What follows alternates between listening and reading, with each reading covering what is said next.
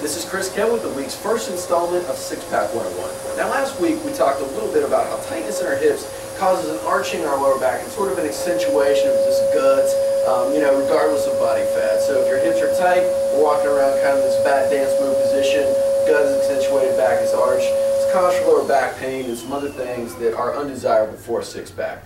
By the same token, we look below the pelvis, the kind of the zone where we're, trying to tone and kind of work our abs. Below we have the hips, above we have the upper back muscles, all right? Because these muscles also connect down to the pelvis, muscles called our lats, when they get tight, they're also going to pull our back into this kind of arched position here. And I'll show you a scenario where this can become the case, all right? We sit in this position all day, over a desk, right? Our chest gets tight, our lats, which kind of internally rotate us into this caveman-like position, also get tight. So literally, we're tightening up our hips, we're tightening up our lats. So it makes sense we want to stretch both positions.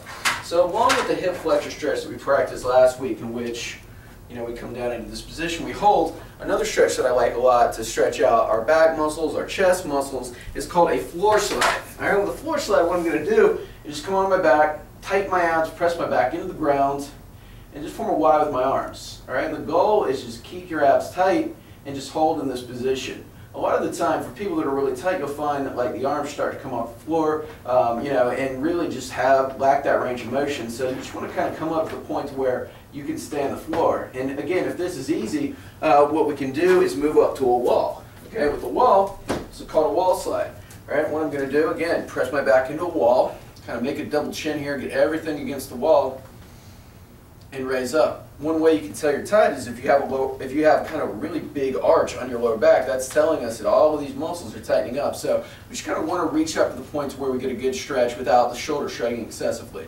This is a progressive range of motion exercise, meaning over time, maybe we start on the floor, move up as our flexibility improves to the wall. But this is something along with the hip flexor stretch that we can do for around 30 to 60 seconds on a daily basis or before our workout to really help to kind of untie some of those knots. Now, onto our ab circuit. All right, so for today's circuit, all right, we're going to start with a crossed leg, straight leg sit-up. Okay, with this, what I'm going to do is cross my hands behind my head. All right, this is a bit of a progression from last week. Toes are pointed down away from me, and sit straight up. All right, at the same time, I want to think about driving my legs into the ground, pausing at the top and coming back down. All right, if that's difficult, all right, we can also use a wall or a chair, pressing the feet to the chair to help to brace and tighten.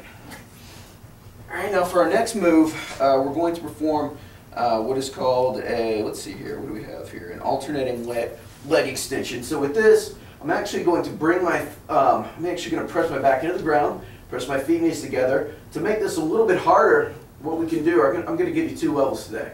All right, the exercise can either be performed where our back is on the ground and we're in this position, or to make it even harder, to increase the tension, we can bring our head off the ground, press in, press in. Really the key is just to keep tension, keep the back pressed into the ground, keep tension in our hands as we press into the ground, press the heel into the ground, and just keep moving.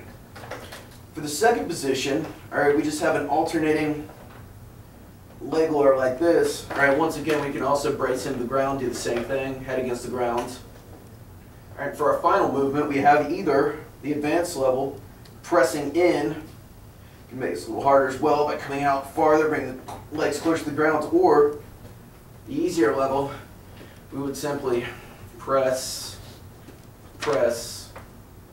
just like that. All right, so again, this all hinges upon your ability to keep your back on the ground and let that kind of be your guide. If you feel your back arching, we're not working the abs anymore, so keep that in mind. All right, as with last week, we have 30 seconds in each position, 3 rounds. Have fun.